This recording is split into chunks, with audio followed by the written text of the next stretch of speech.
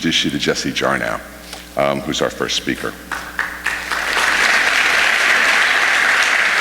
Thank you. So Jesse's going to talk about an alternative and ongoing history of psychedelics, and I'll read the introduction first. While the first part of the 21st century has yielded a massive resurgence in psychedelic research and cultural integration, it's likewise seen an equally dramatic transformation in the half-century-long continuum of underground practices in the United States, playing a major role in ongoing shifts in American spirituality, creativity, and mental health from the 1950s onward, as well as a documented influence on the ethos of the American technology industry. The history of post-colonial American psychedelic use goes largely unexamined. I will let him talk about the rest of it, but Jesse is an author of Heads, a biography of psychedelic America, came out this year. His writing on psychedelics, music, technology, and more have appeared in Wired and other magazines.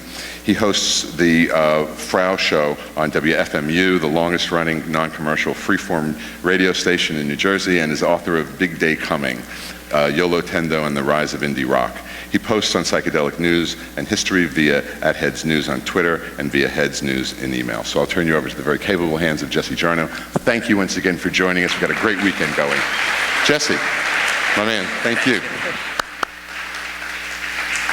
Awesome. Hi, everybody. Let me just get this. Sorry, just getting my clock started.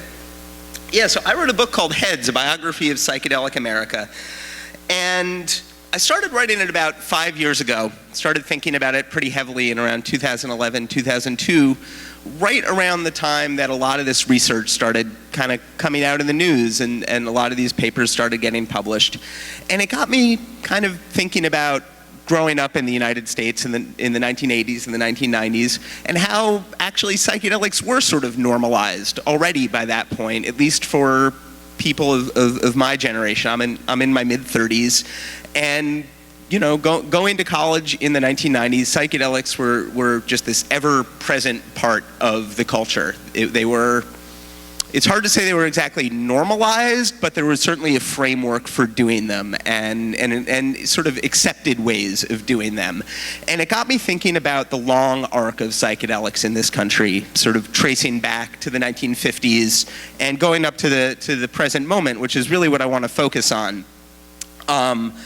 But I do want to sort of talk about that the first moment that I started to trace. I really wanted to pinpoint the moment that psychedelics, I guess sort of the one sort of crude way to put it would be hit the streets, sort of escaped from traditional use, escaped from early experimental use, escaped from early therapeutic use.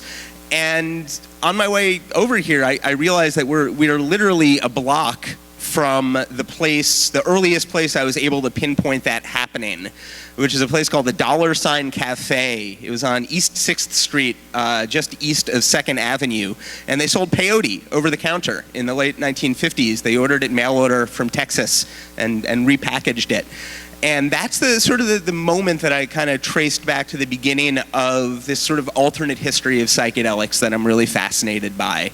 The one that's, you know, uncontrolled and sort of unchecked and is sort of far away from the science, but also kind of provides sort of a starting place and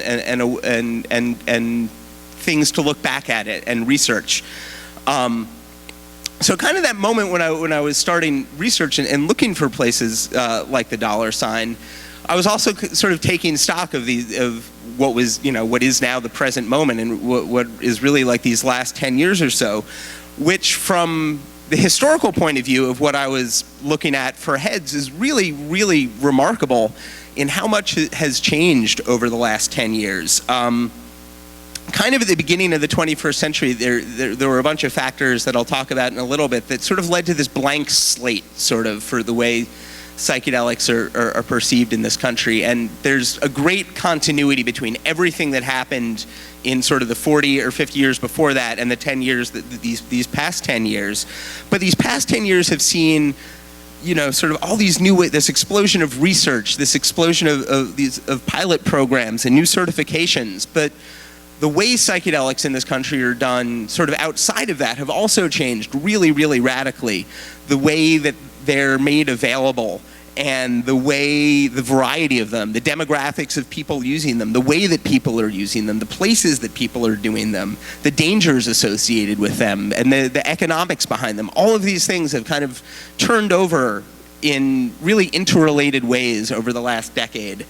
Even the vocabulary used to describe psychedelics has changed them. The word psychedelic is really not preferred by a lot of contemporary users. A lot of people now just simply refer to them as medicine or medicines, sacraments. There's all kinds of more polite words than psychedelics, and I think the deeper reason why I'm interested in all of this is because I really believe that psychedelic history matters. There's something just so important about understanding the way all of these things fit together.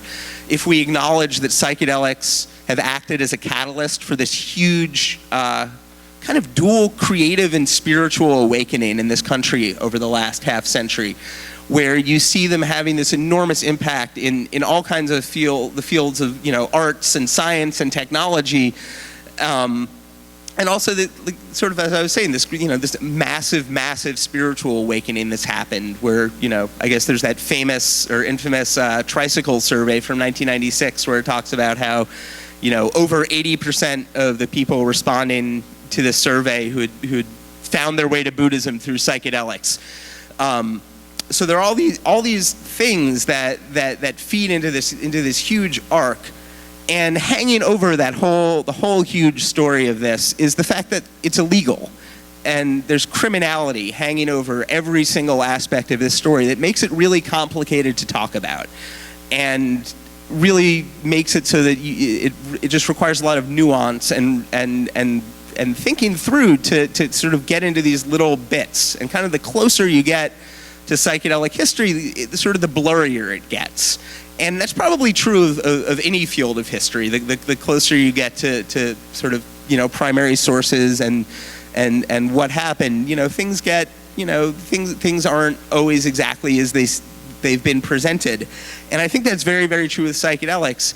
But because of the importance of the story and the way that criminality ties it all together, it makes it even more important to think about the way psychedelic science has evolved over the last 10 years and over the decades before that, with all of these regulations hanging over the heads of anybody who is interested in doing it.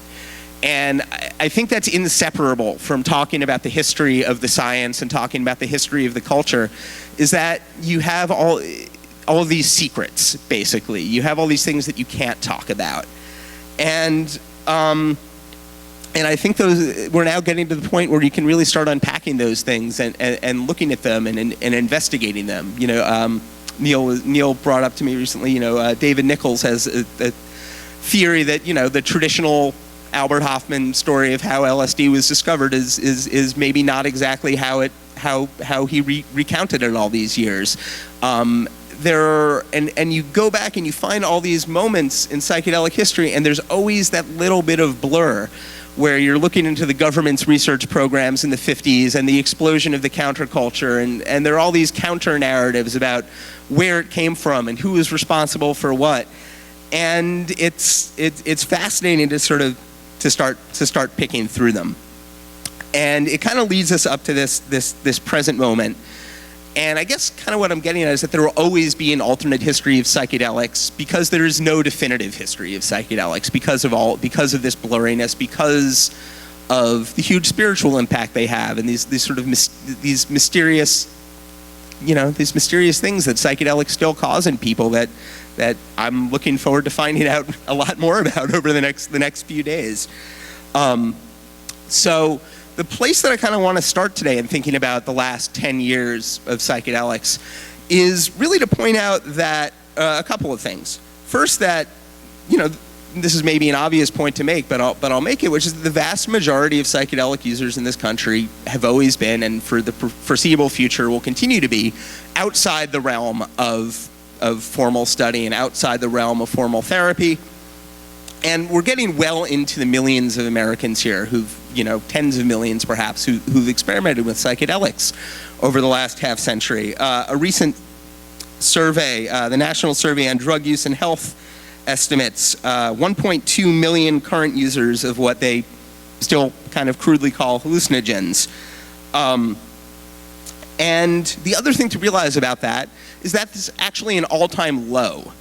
And that's kind of, that's sort of shocking to me, given the range of activity that's been going on over the last decade in terms of research, in terms of, sort of events that Burning Man has spawned, in terms of, the dance culture, in terms of music culture.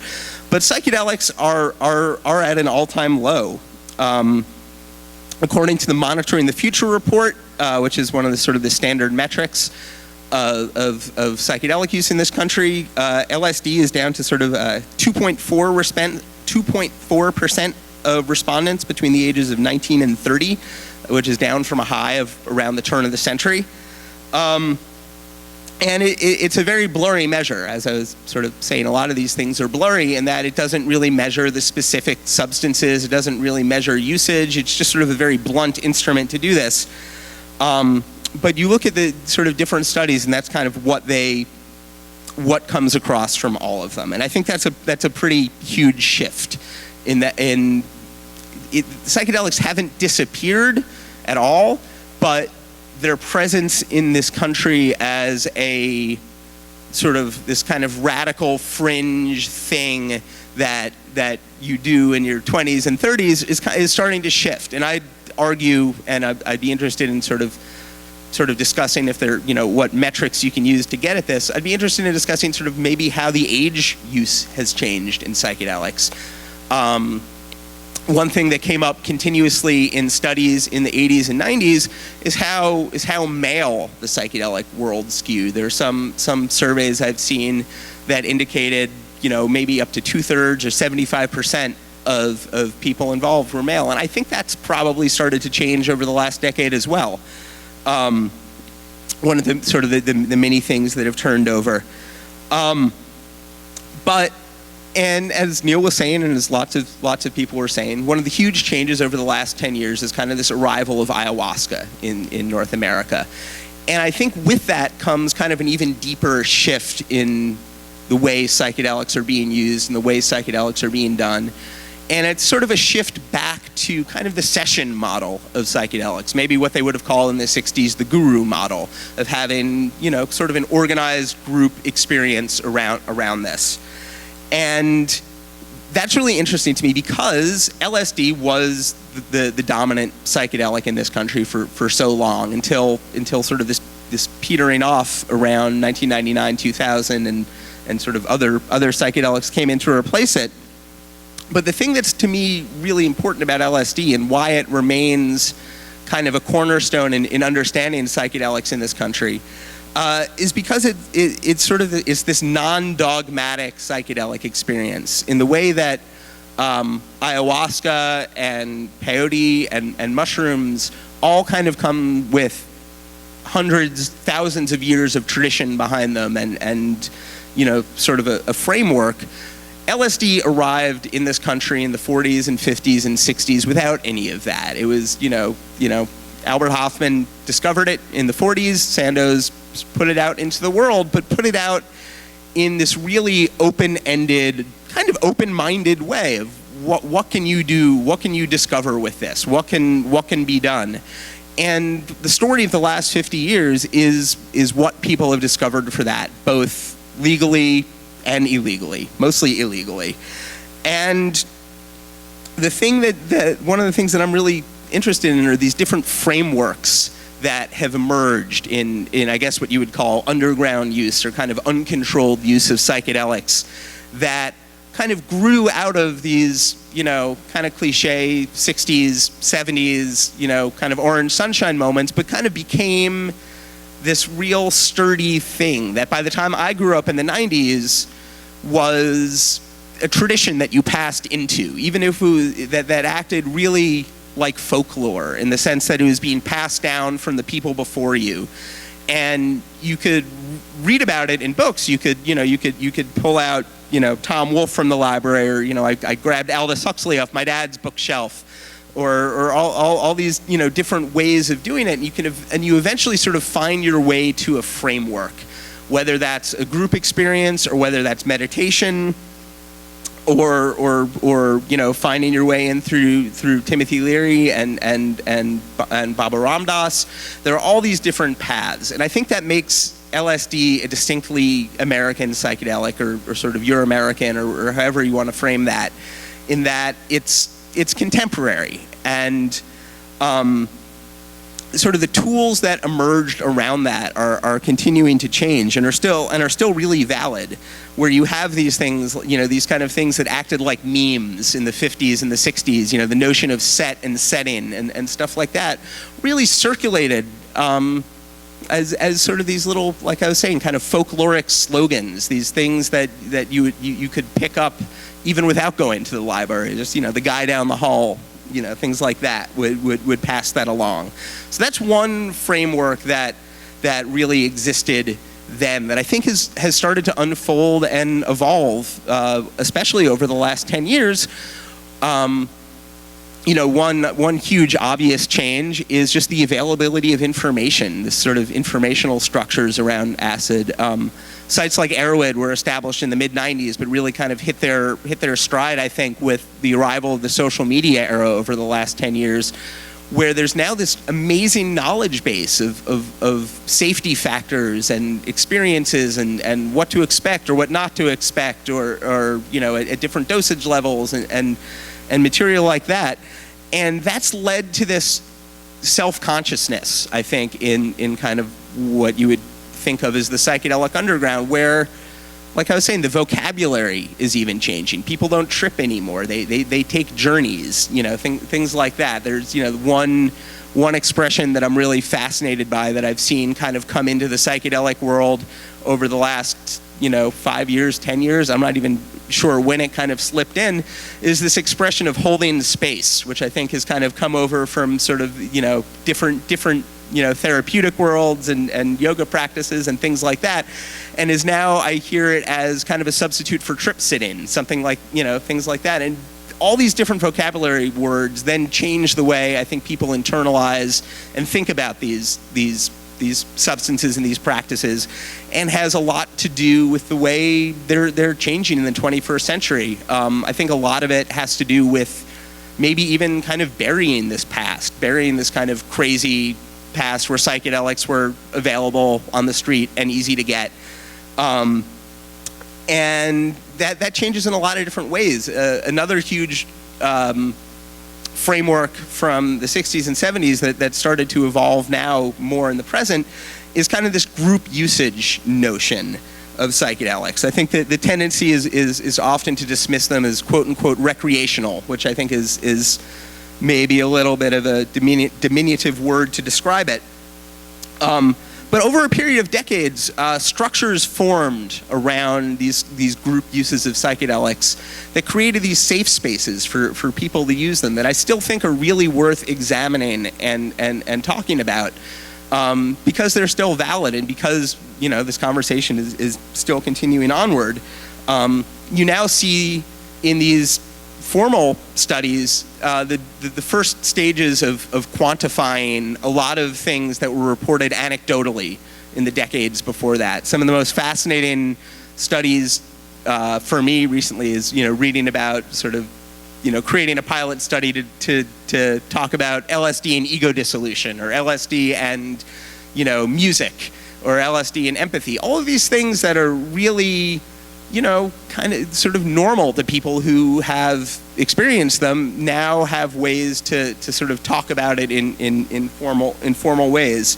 And I think a next step is to start talking about these group experiences in a formal ways, and these group frameworks. Because like I was saying, they're still out there and still being used.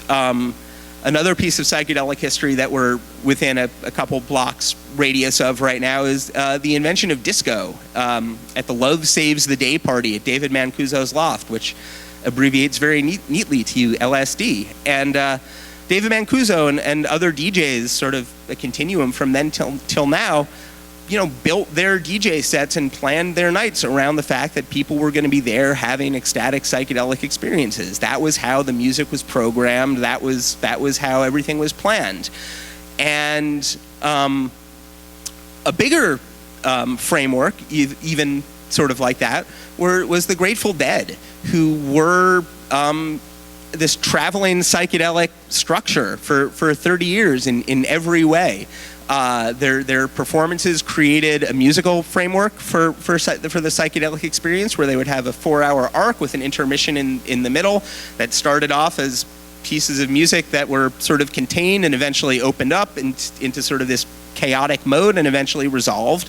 And at either side of the Grateful Dead concert, you have this community out in the fields or the parking lot or whatever around the Grateful Dead show that allow you sort of this entry point into their psychedelic world, and more significantly and importantly, a reintegration point afterwards, where you have this transition phase and you have this community that you can talk about these experiences with in what was and remains a very, very open way. They had an infrastructure for it where they would have, people there to help people with difficult experiences in real time. There was even a sobriety table at Grateful Dead shows called the Wharf Rats. And it's all what the theorist Hakim Bey called a temporary autonomous zone. And I think the notion of thinking about a temporary autonomous zone as a safe place for psychedelic exploration is very, very useful, especially in sort of this age where, we're now being constantly bombarded with our phones. It's just so hard to escape from the grid. It's such a, kind of cheesy expression to use at this point because it's so prevalent. But finding that space and finding that moment and defining places where you can do these things is still really important. And I think the notions that these dance scenes and the Grateful Dead world espouse through these temporary autonomous zones are really valuable to look at. And you see them manifesting now, in Burning Man, which has been going on for longer than the Grateful Dead existed at this point. But you also see it in this sort of wealth of spin-offs and places that have emerged outside of that, where people now try to, sort of build these places where that can be done in a respectful way, in a safe way. You have things like the Zendo Project that sort of, act as risk reduction at different festivals around the world. There's really just an emerging sense of how it can be done properly. And I think another way that this all connects to the present moment, and that connects to the Grateful Dead and connects to sort of this dance music world, is this long-term economic framework for psychedelics and sacraments, which is that the world that the Grateful Dead came out of and the world that the dance music scene came out of was this vibrant counterculture that I think gets reduced down to drugs and politics frequently, but was really kind of this large-scale economy. Just this large-scale economy that existed with ideas, it existed with drugs, it existed with money, it existed with karma, it existed with all these different currencies that circulated in different ways and had different values. And I think you can continue to trace that economy of ideas, like I was saying, that literal economy into the present moment, and you see these, the emergence of ayahuasca and the emergence of things like microdosing as growing out of, or at least in the United States, growing out of some of these notions of kind of the wellness movement, which has these sort of firm countercultural roots. What was I going to say? But it was also, I want to sort of really emphasize that it was a literal economic structure where for a long time in this country, sort of the black market, for lack of a better phrase, sale of these drugs funded all kinds of different things. They funded private research, they funded art, they funded science, they funded technology. One that I was reading recently about was they funded Alice Waters, drug dealers funded Alice Waters' first restaurant, Chez Panisse. So that site, we have psychedelics to owe for some revolutions in tasty food. And a lot of times people talk about that as, sort of this modern notion of a gift economy, which sort of in the same way that calling psychedelics recreational, I think is kind of an oversimplification of the way that all of these things fit together. And actually a paper that I was reading recently, it's a chapter in the World World Ayahuasca Diaspora book that's, I think, about to come out by the chapters by Kenneth Tupper, who's going to speak about the ayahuasca economy. And you read that chapter and it fits in exactly perfectly with all these notions of this economy of ideas and economy of beliefs that has fed the wellness movement and has fed this modern moment.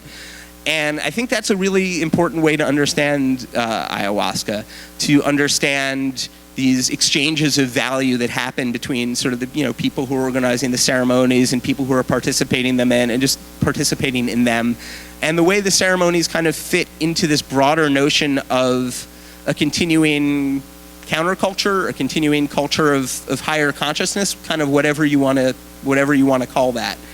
That I think has a great deal to say about the way the perception of psychedelics are being transformed in this country, because this economy of ideas now has this sort of output in terms of the internet, in terms of social media, in terms of people being more and more open about talking about their experiences. And this has been, I think, maybe possibly the most important change over the last decade, is this movement towards coming out of the psychedelic closet, which is a phrase that's been used a bunch, and the emergence of a community around that.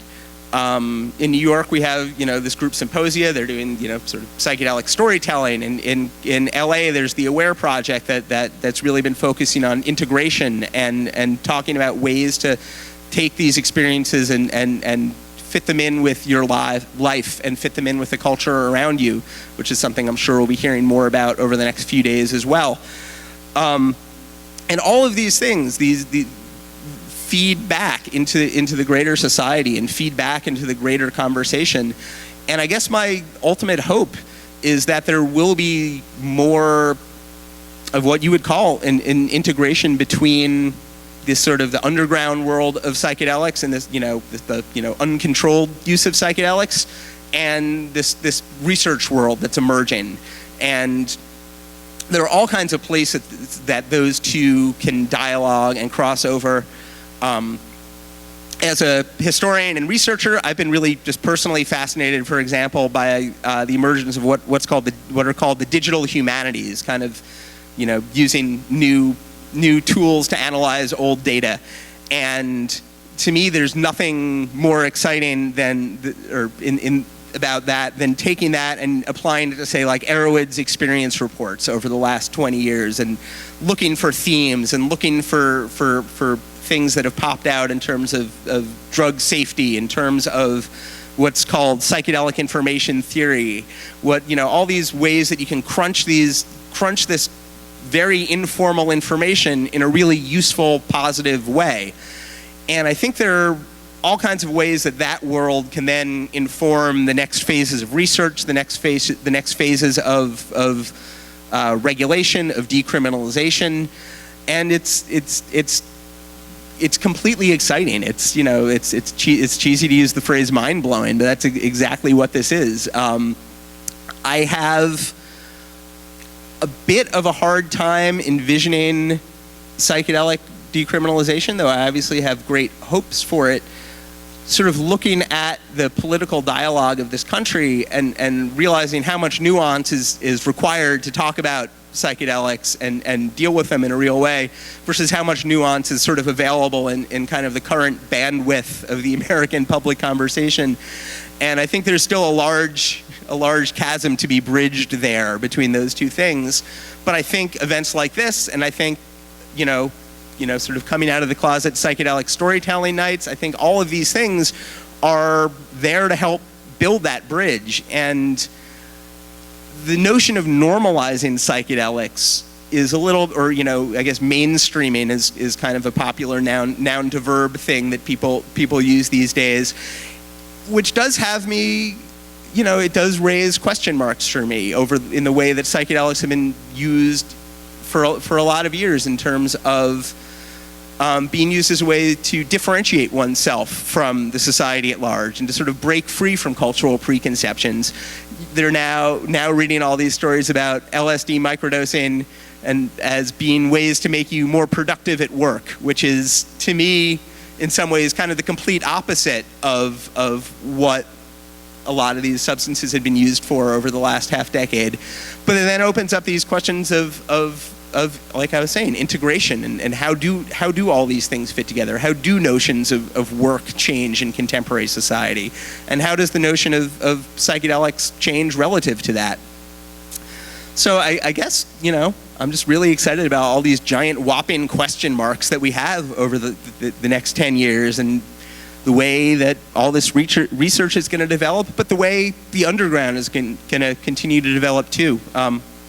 I'm pretty much out of time. I didn't even really get to talk about the arrival and emergence of the darknet markets, which is this whole other sort of side to the story that connects up to libertarian tech politics and the counterculture and risk reduction and other themes. And I think that's something else that we have to sort of keep an eye on over the next 10 years and the way all of those are related. But that's sort of my historical point of view on psychedelics and where the last 10 years have been and maybe a little bit where we're going. So, thanks.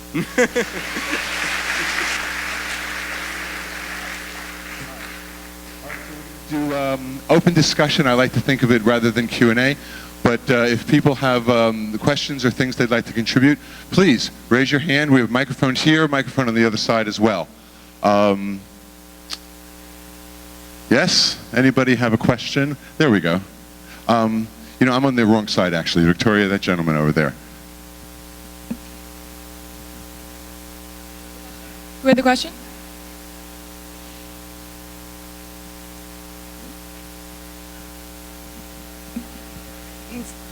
Okay, hi, I'm over here. Hello, to your left, hi.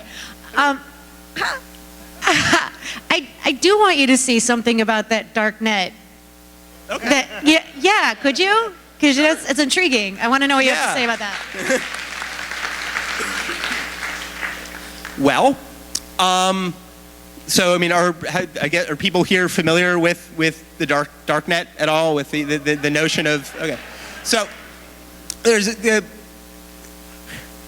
where do I start? The notion of the darknet, I think, is really fascinating to me because it grows out of the idea of encryption, which is something that's been an important part of the psychedelic technological counterculture for the last 25 years or so, where you look at groups like the Electronic Frontier Foundation, which are all this group of basically psychedelic Silicon Valley veterans, one of them being Grateful Dead lyricist John Perry Barlow, establishing themselves as sort of the, kind of a civil liberties union on the internet. And encryption became this extremely important point and obviously is a huge story in the present day, just in terms of the exchange of information. But the idea that you could create this private market using that notion and create this entire little subworld is really fascinating.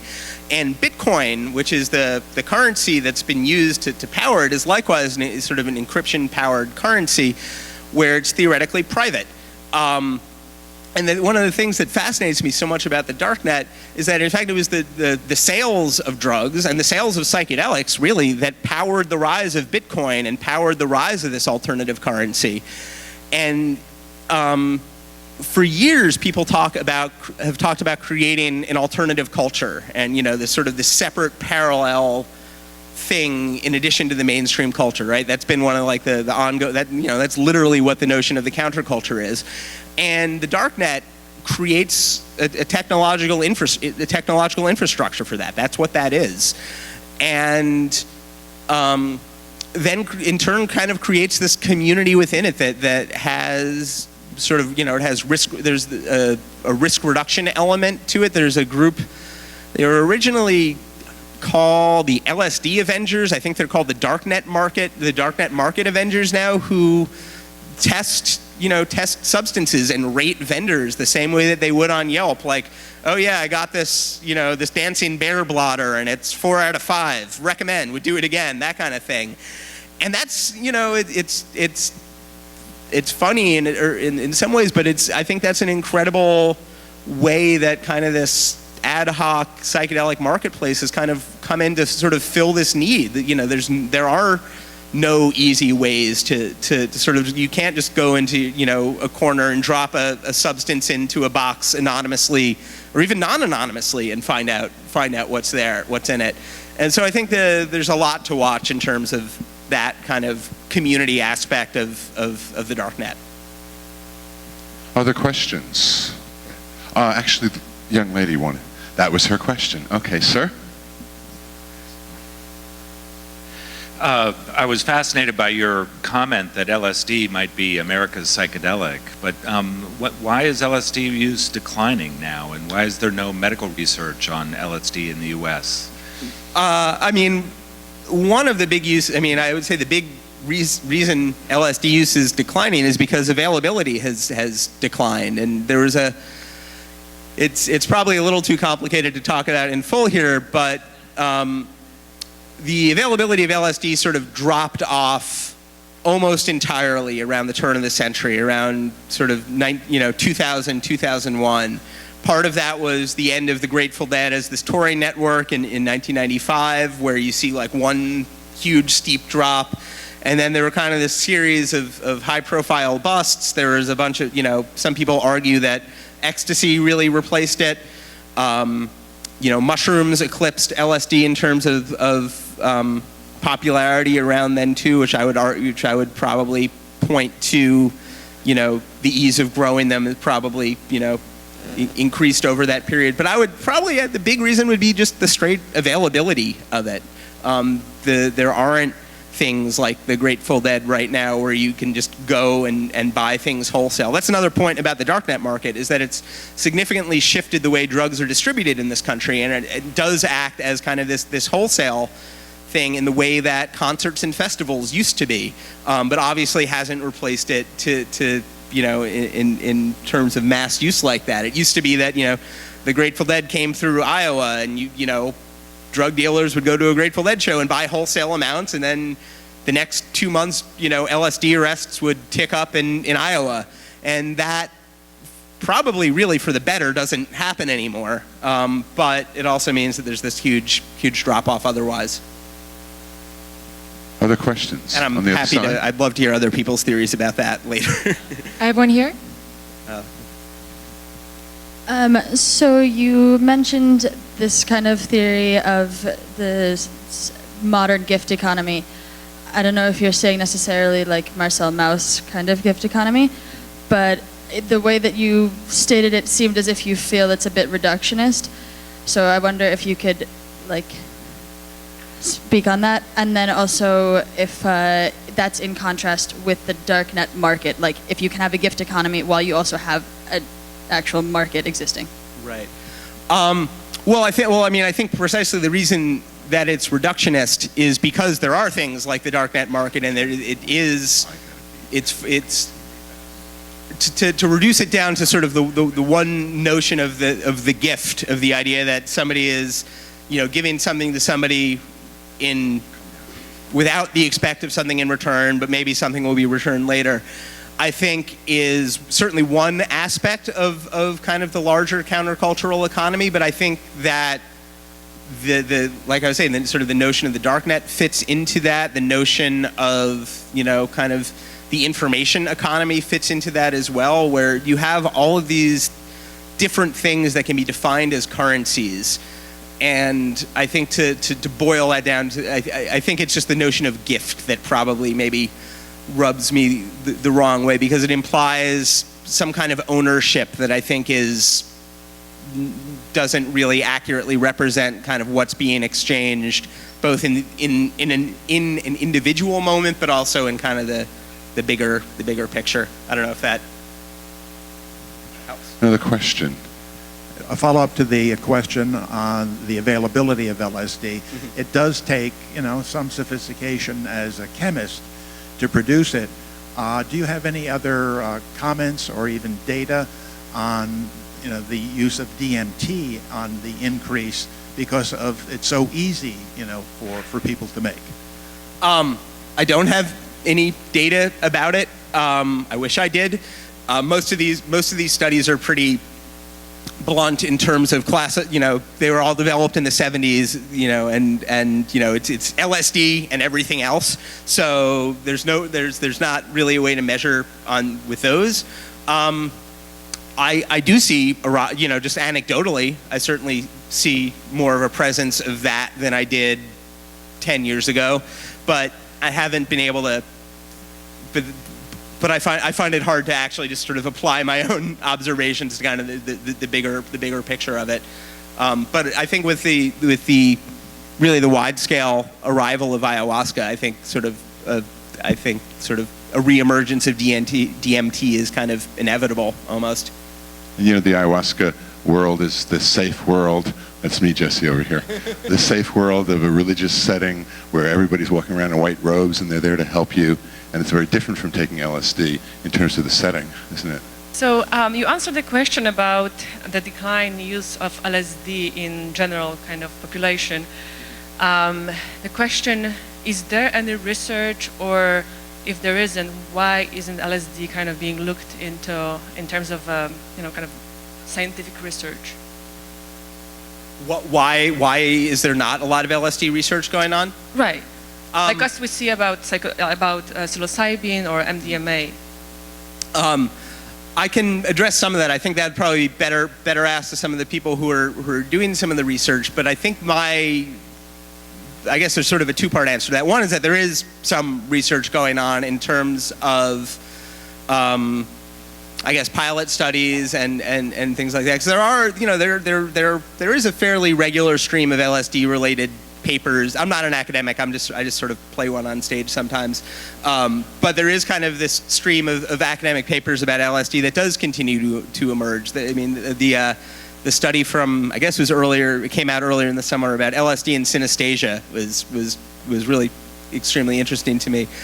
My sense, though, is that LSD is probably a little bit harder to control in a research setting. And I like I said, I don't do this kind of research myself, but I think that certainly MDMA is a much easier drug as a user to experience, and probably a lot easier from the perspective of designing a study to sort of treat users in a confined environment. And I think probably the fact that LSD can last 8 to 10 hours or longer, I think makes it a little bit more difficult to sort of study in controlled situations where a psilocybin experiences can be half that length.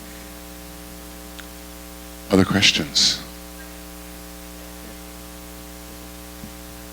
It's not actually a question, but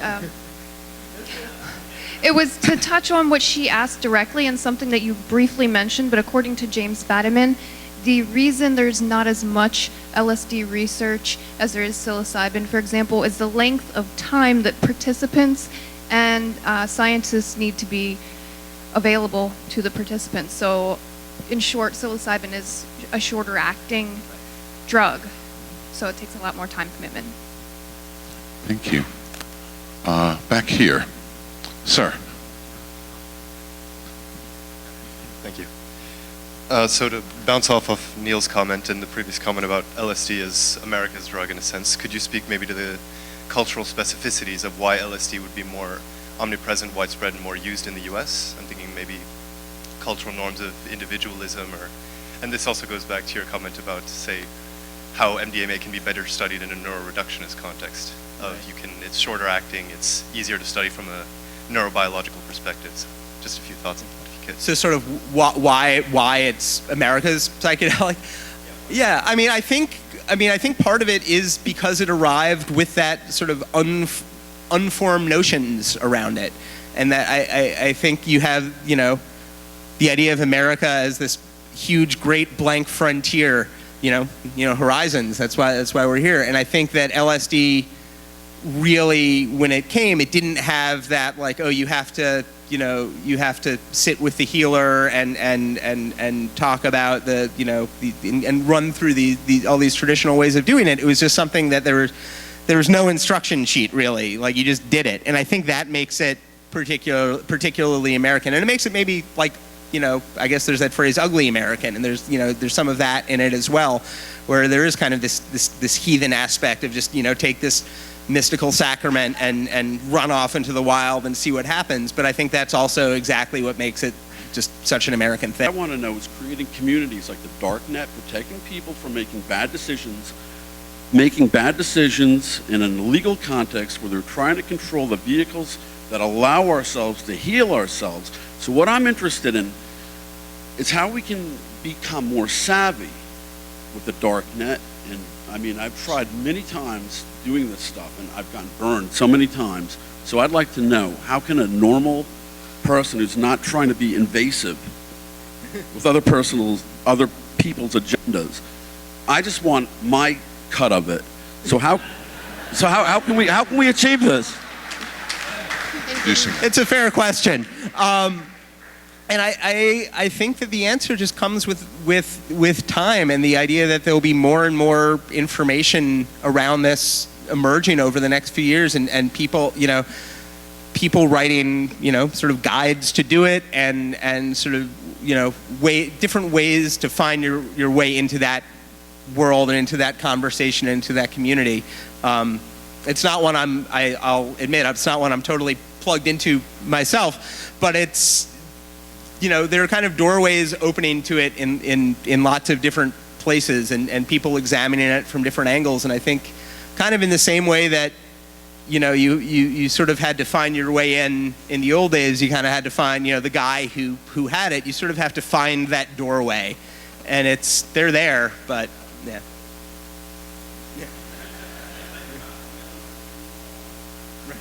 All right. Well, please help me thank Jesse Jarnow. Thank you, everybody.